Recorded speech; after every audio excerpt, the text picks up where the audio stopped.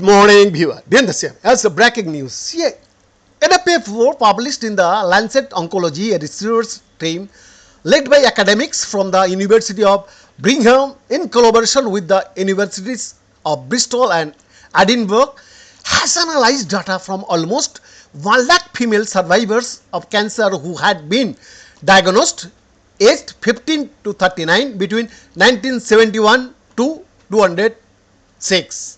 From that cohort, between 1997 and 2022, there had been 21,437 births recorded among 13,886 women who had survived a cancer, which was 32% lower than in the general population.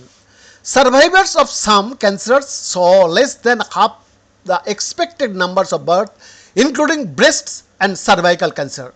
The data show that most expectant mothers saw a low likelihood of developing a complication in pregnancy or during birth, although there was a greater risk for leukemia and cervical cancer survivors who were at increased risk of multiply complications.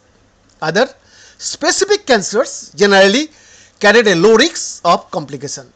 To ensure that cancer survivors looking to start a family receive support and assurance about managing any risks, the researchers recommended that formal guidelines were introduced, including ensuring that cancer survivors who are at risk of complications receive consultant-led antenatal care.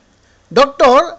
Raoul Riolin from the Institute of Applied Public Health at the University of Birmingham and lead senior author of the paper said, "In the largest observational study of its kind, we can see that women who survived a cancer are still less likely to give birth than women in general population.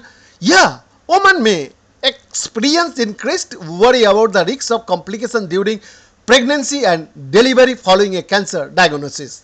Our findings suggest that cancer survivors who did not have cervical cancer or leukemia can feel reassured about their risks going into pregnancy, as they do not greatly differ from the risks in the general public for the majority of obstetric complications. However, depending on their previous cancer type, some survivors were at a higher risk for one or two types of complications. For example, our study found survivors of kidney cancer had an increased risk of gestational hypertension. Only survivors of cervical cancer and leukemia had an increased risk for more than two specific complications from among the 27 complications investigated. We hope these findings can provide evidence for the development of clinical guidelines relating to counseling and surveillance of obstetrical risks for female cancer survivors." Beyond this exclusive report.